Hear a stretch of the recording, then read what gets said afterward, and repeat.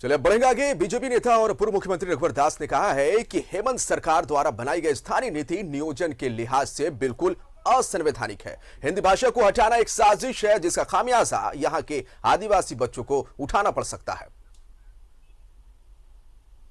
BJP के राष्ट्रीय उपाध्यक्ष और पूर्व मुख्यमंत्री रघुवर दास ने कहा है कि झारखंड सरकार के द्वारा बनाई गई स्थानीय नीति बिल्कुल गलत और असंवैधानिक है। प्रदेश बीजेपी कार्यालय में प्रेस वार्ता को संबोधित करते हुए रघुवर दास ने कहा कि हेमंत सरकार झूठे वादे करके सत्ता हासिल की है और युवाओं को ठग रही है। कहीं से भी कोई आकर झारखंड में 10वीं या 12वीं पास कर नौकरी पा लेंगे। ऐसी असंवैधानिक नीति बनाई जिसमें हर भाषा होगी लेकिन हिंदी नहीं रहेगी, ताकि नीति कानून के उलझन में फंसी रहे और नियुक्तियां ना हो सके, और नियुक्तियां हो भी तो नियुक्तियों के व्यापार का रास्ता खुल सके। राज्य की हेमंत सोरेन सरकार ने हाल ही में नियुक्ति संबंधी स्थानीय नीति और नियोजन नीति लाई है। इसके आधार पर बाहर से झारखंड में मैट्रिक और इंटर की परीक्षा पास कर तीसरी और चौथी ग्रेड की नौकरी ले सकते हैं। इससे यहाँ के लोगों का हक मारा जाएगा। हिंदी को हटाना बिल्कुल गलत है।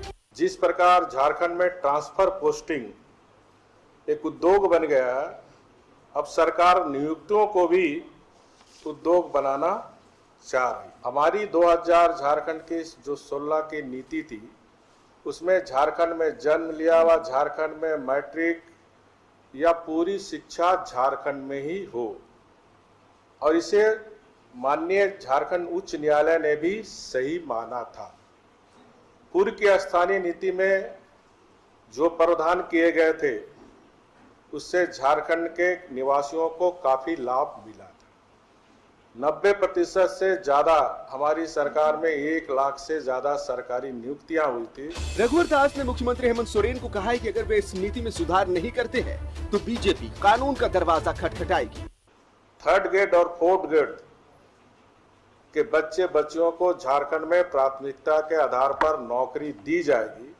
उसी के निमित्त हमने कड़ा कानून बनाकर कि जो झारखंड में जन्मे हैं, झारखंड में शिक्षा दीक्षा लिए हुए हैं, उनको 3rd ग्रेड 4th ग्रेड में नौकरी और जिले वाइज 10 वर्ष के लिए हम लोग ने आरक्षित किया था। नियुक्ति नियमावली असंवैधानिक है और जरूरत पड़ी तो भारतीय जनता पार्टी न्याय के लिए, जस्टिस नरसिंह न्याय के लिए कानून का भी दरवाजा खटखटाएगी।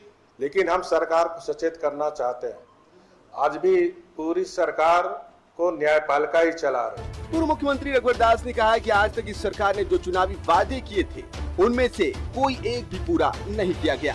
न्यूज़ 11 भारत के लिए कैमरा पर्सन कौशल के साथ राजेश कुमार की रिपोर्ट।